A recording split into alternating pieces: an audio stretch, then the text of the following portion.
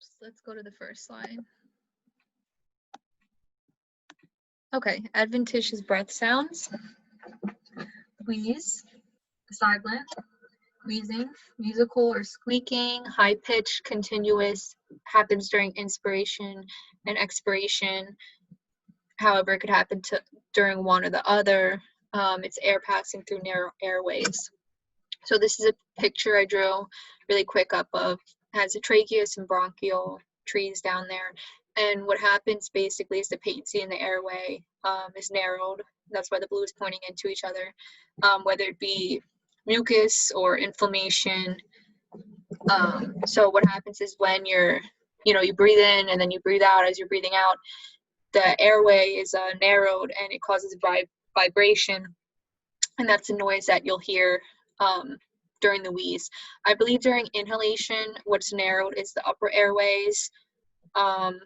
I just mentioned the expiration because happens during expiration, during COPD and asthma, other diseases, respiratory infections, tumors, foreign body in those areas. So foreign body in the brachials down there.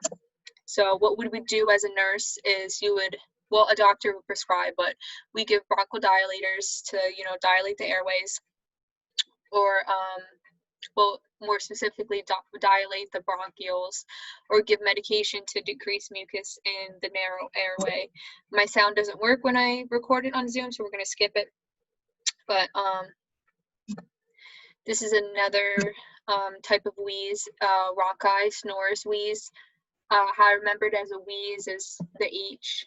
So they each have a H as the second letter, so that's how I remember it as a wheeze. So it's coarse, snoring quality, low-pitched, continuous, inspiration or expiration. However, different from wheezing, a cough may clear the sound somewhat. It's air passing through or around secretions. Now we're going into stridor. Stridor is harsh, loud, high-pitched. Sorry about that. During inspiration, only continuous narrowing of upper airway, larynx, or trachea, presence of foreign body in the airway. So this sound actually really reminds me of a baby crying or a dog toy, one of those dog toys that are really annoying. So that's what it sounds like to me. So diseases, aspiration, if aspiration happens, we would hear it, because there's a blockage in the airway, or croup, and croup is an inflamed airway, more specifically larynx. And what helps me remember this is babies and children have the smaller airway, so this happens to them more often than not, but it sounds like a baby crying, so that's how I remember stridor and the disease and the airway, and understanding it's the upper airway that's blocked. Crackles. So crackles, kind of easy to know: snap, crackle, pop, low to high pitched sound, discontinuous, inspiration and expiration, opening of deflated small airway in alveoli. I'll explain that in the next picture I put.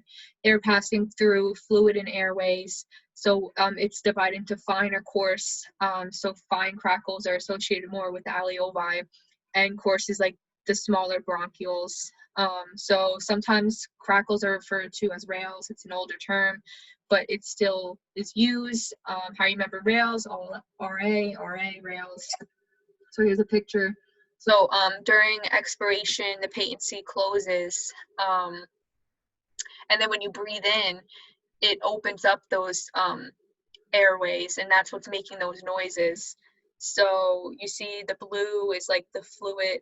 So fluid overload is a consideration that you would consider as a nurse, and I put coarse next to the bronchial. It would be in the smaller ones, not this high up, and then fine next to alveoli. Also keep in mind, coarse is more common with COPD. Here's a disease, cystic fibrosis.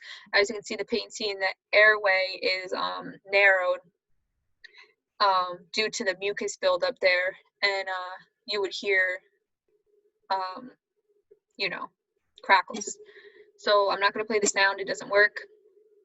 Friction rub. So friction rub, rubbing or grating loudest over lateral anterior surface. I'll explain why in the next slide. Inspiration and expiration, inflamed pleural, rubbing against chest wall. Sounds like walking on fresh snow. It really does sound like walking on fresh snow to me. So here's our lungs. In the purple, that's our visceral pleura. And then, the green is our parietal pleura. Remember, our parietal pleura is attached to our body, so when we breathe in, it moves the diaphragm and everything down, moves with it.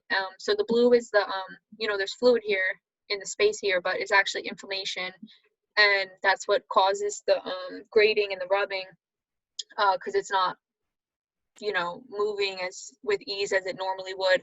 And we hear it in the axillary part more clearly. It's like when you're inhaling, just the way the lung moves when it's inhaling, you would hear it more clearly over here or at the base.